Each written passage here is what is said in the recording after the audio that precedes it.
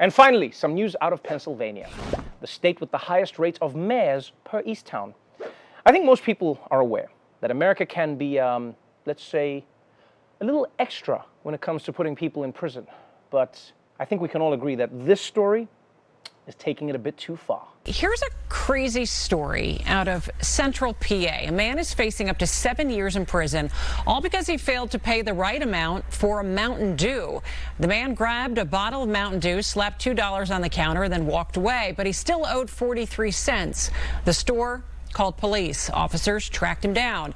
Now he is facing a felony under the state's 3 strikes law because he was convicted of shoplifting twice before. And to that, all I can say is, you have to be f***ing kidding me. There is so much wrong with this story, starting with, why are you calling the police on someone over this in the first place? Is it really worth your time? The phone call, the meeting with the cops, the paperwork, going through security cam footage, and then at the end, we're like, we did it! We got our 43 cents back. Like, here's the thing. We know these laws are the hardest on poor people, but you know who's also getting screwed over with this? Taxpayers, people think.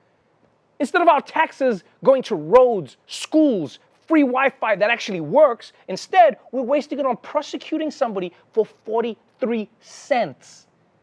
I feel like as taxpayers, we should get a choice when it comes to this stuff. You know, they should make a game show or something. America loves that. Yeah, it should be like, who wants to spend $1 million there? You know, do we want to pay back the store their 43 cents?